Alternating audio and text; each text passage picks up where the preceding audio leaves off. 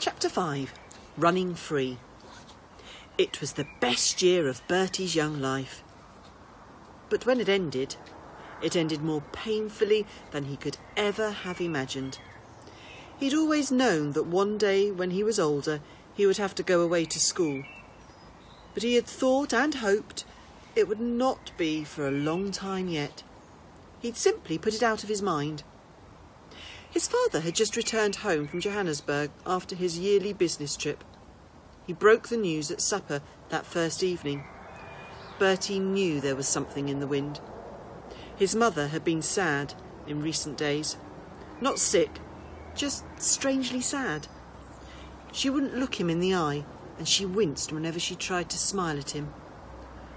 The lion had just laid down beside him, his head warm on Bertie's feet, when his father cleared his throat and began.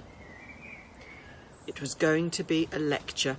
Bertie had had them before often enough, about manners, about being truthful, about the dangers of leaving the compound. "You'll soon be 8, Bertie," he said, "and your mother and I have been doing some thinking. A boy needs a proper education, a good school. Well, we've found just the place for you, a school near Salisbury in England. Your Uncle George and Aunt Melanie live nearby and have promised to look after you in the holidays, and to visit you from time to time. They'll be father and mother to you for a while. You'll get on with them well enough. I'm sure you will. They are fine, good people. So you'll be off on the ship to England in July. Your mother will accompany you. She will spend the summer with you in Salisbury, and after she has taken you to your school in September, she'll then return here to the farm. It's all arranged." As his heart filled with a terrible dread, all Bertie could think of was his white lion. "But the lion!" he cried. "What about the lion?" "I'm afraid there's something else I have to tell you," his father said, looking across at Bertie's mother. He took a deep breath, and then he told him. He told him he had met a man whilst he was in Johannesburg, a Frenchman, a circus owner from France. He was over in Africa looking for lions and elephants to buy for his circus.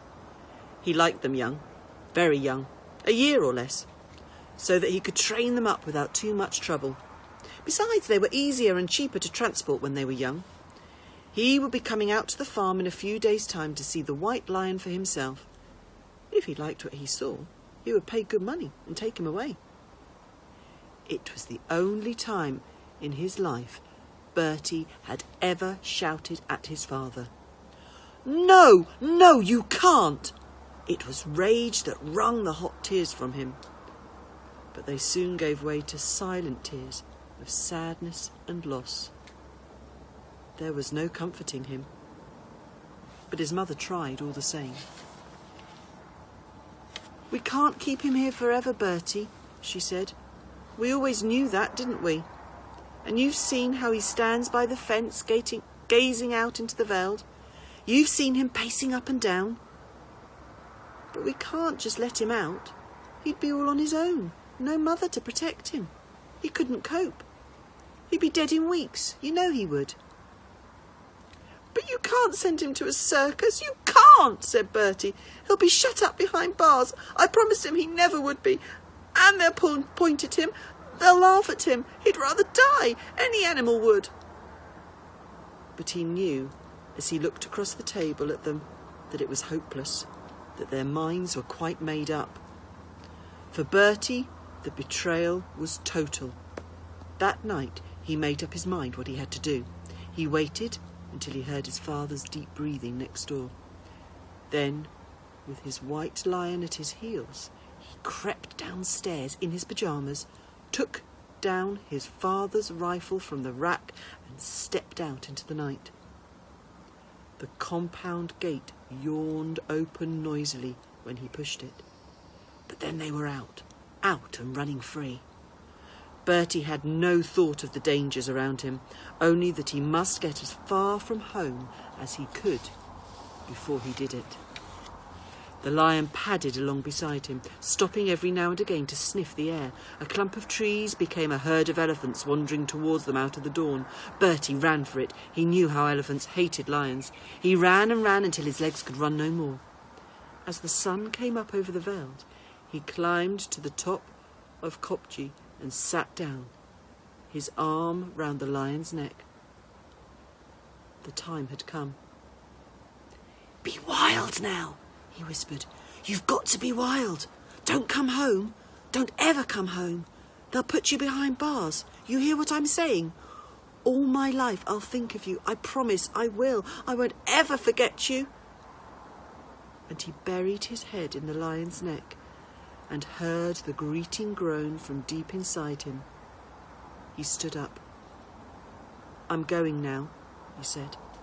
"Don't follow me. Please don't follow me."